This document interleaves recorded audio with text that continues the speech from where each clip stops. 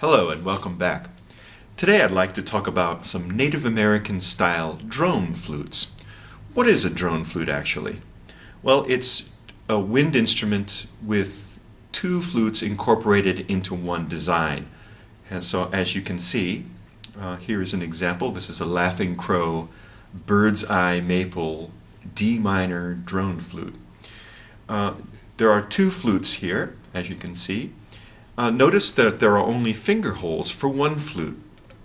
So from my perspective as the player, the right hand side plays the melody. The left hand side simply plays a drone. A drone is just a single continuous tone. So in musical terms it would be called a pedal tone. So this side here can only play one note. That note happens to be the same as the fundamental note. So if I were to close all the holes on the melody side, it's the same note as the drone side would give.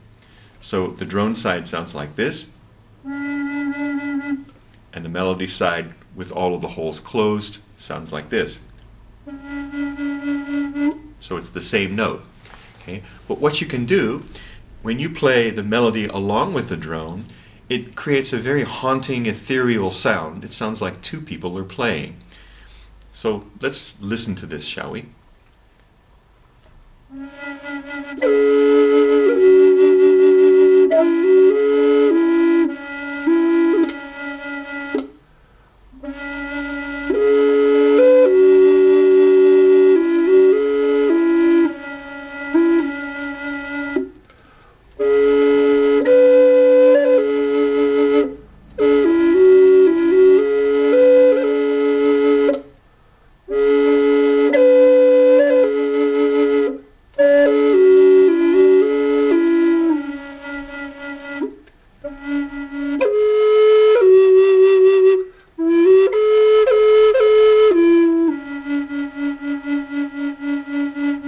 There are several different configurations of drone flutes. This very common style is known as the shotgun style, the side-by-side shotgun style. For obvious reasons, both of the flute barrels are placed next to each other. There is also the over-under shotgun style, which would be configured this way. Brent Haynes from Wood Sounds Flutes makes these kinds of flutes. I've played them before, and they are also quite nice. Okay? Another one is the split style, which I refer to as the A-frame style because the shape obviously does suggest the letter A. This is a High Spirits Double Golden Eagle F-sharp drone flute and is made of Eastern aromatic cedar. So why are there different configurations of these flutes? Well, different makers have different preferences. I can tell you what some of the advantages and disadvantages of them are. First off, for the split style of flute, as you can see, it really does look like two flutes that have been joined together. I'll show you the mouthpiece here, okay, with a support at the bottom. And notice Old Borg of High Spirits has put this nice cabochon in there. Okay. Two others on the outside. Lots of nice decoration. To play this, it's very easy. It's just like playing any other Native American flute. You would place your left hand on the inside of the two flutes and your right hand in the regular position as if you were playing just a single flute. So it's very easy to get your hand around this. Now this is not always the case with the shotgun style drones, which I'll show you. Okay. Here's the Laughing Crow D minor again. Notice that when I want to play the melody, my left hand has to go across this whole body. And so what happens then, after some time, this left hand can actually get a little bit cramped. And especially if the flute happens to be a bit heavy. And this is made of maple, so it's a hardwood. And as you may know, hardwoods tend to be heavier. So that is one slight disadvantage. On the other hand, the advantage of this flute is that it fits very nicely into a standard size flute bag. You can just slide it right in and no big problem there. However, with these kind of flutes, obviously you need to have a special kind of bag to carry it around in. High Spirits does make these, and the one I bought looks like this. You would insert the flute mouthpiece first. Probably best to take the birds off so that they don't get damaged. This is a little pricey. I remember when I bought it, it was like $38 to $40. Actually not unreasonable.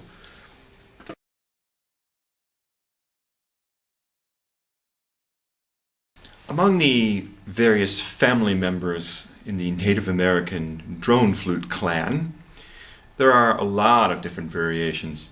And Odell Borg of High Spirits has come up with this one, which you may be familiar with from some of my earlier videos. It's the triple sparrowhawk flute in A minor. The center flute, as you can see, plays the melody. It's just like a standard sparrowhawk flute. The left side drone here is a standard drone. It doesn't have any holes, so it plays just the note of A minor. The right side drone flute here has 3 holes drilled in it, and these correspond in tuning with the bottom 3 holes of the melody flute.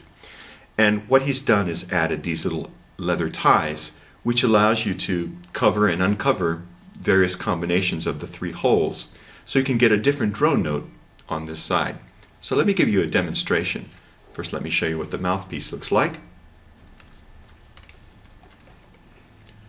I'll play first the melody flute and the left side drone, which is the standard drone configuration, and then I'll add the right side drone, and then I'll play all 3 together so you can hear what they sound like.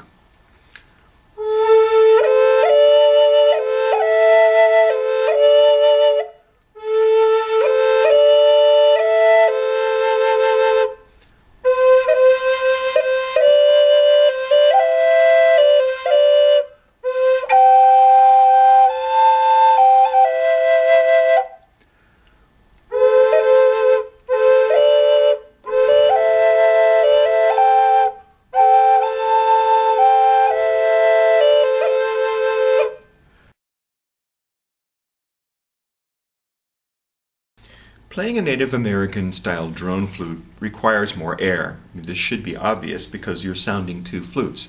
It's especially true the lower in key that you go. So if you're playing a lower key where the note, the pitch is very low, and you're playing it as a drone, then you're going to need obviously a lot more air than if you were playing a higher pitched flute.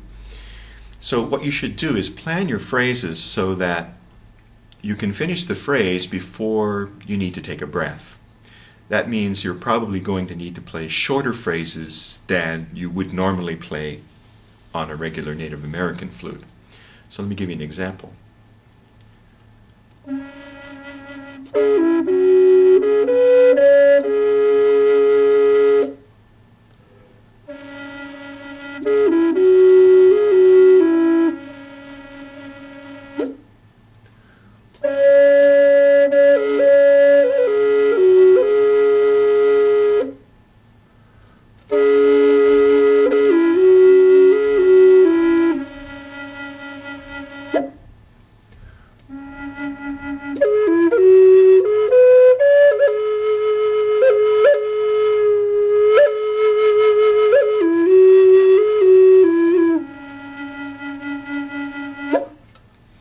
Notice the last line I played there was done just on the melody side of the flute, and I was able to play it a lot longer than I was when the drone was engaged. Okay? This is a technique that you can use and try to develop. Another technique that I just used there was that I wasn't playing the drone. So the drone itself is an effect that sounds nice and haunting. Because it's an effect, you'll want to use it sparingly. So you don't want to play the drone continuously. You want to either start with the drone engaged and then drop it out.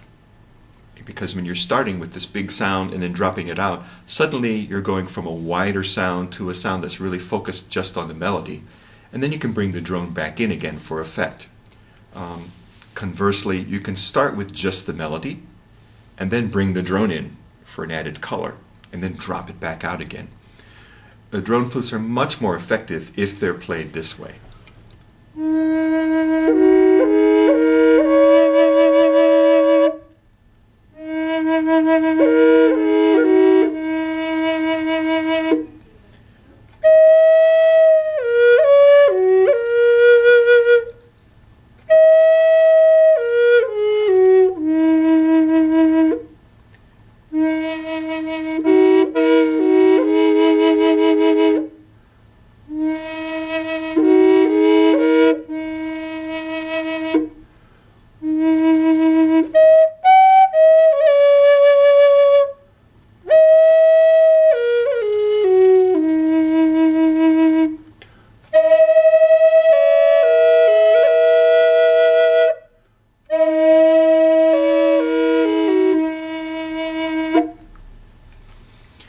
There's an example of a couple of different techniques you can use. You're starting with just the melody, or starting with just the drone, bringing the drone in or dropping the drone back out again.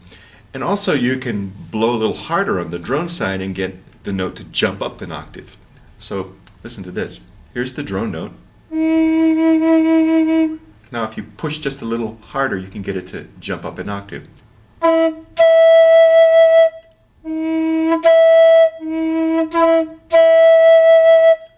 I didn't do that very smoothly just now, but certainly you can. There's another extra effect and color that you can add. This, by the way, is the Kuzin Bruce E minor flute in poplar with a solid black walnut bird. Very, very lovely Native American flute. It's got some spalting going on in this poplar, so it gives it quite a distinctive look, doesn't it? A lovely instrument.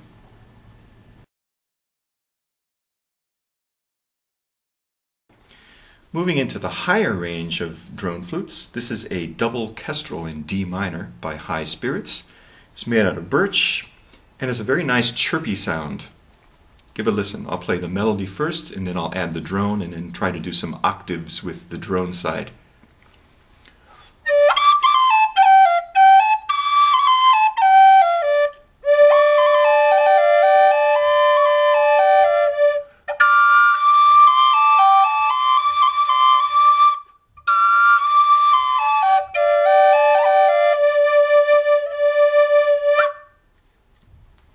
Nice chirpy little flute. Love the sound of it. The High Spirits Double Kestrel in D minor.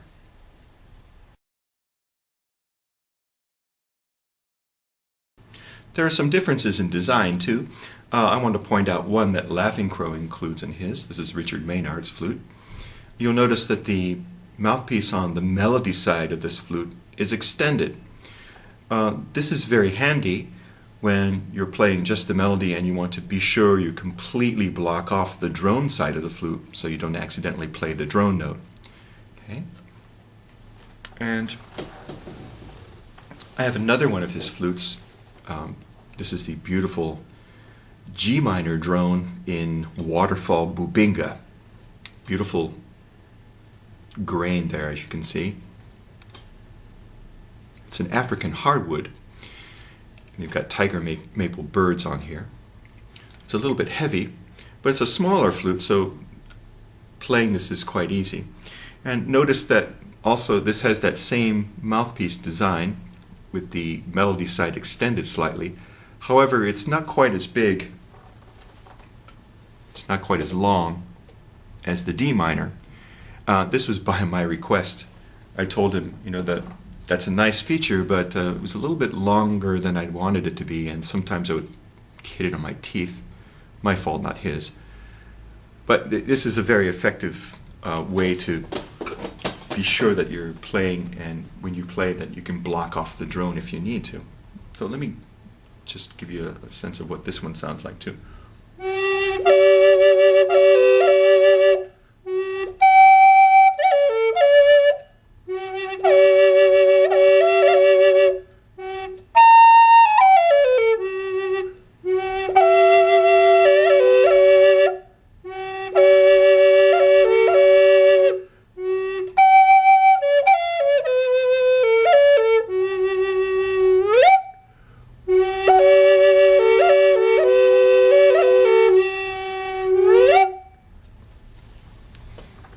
Lovely flute, the Laughing Crow Waterfall Bubinga drone in G minor.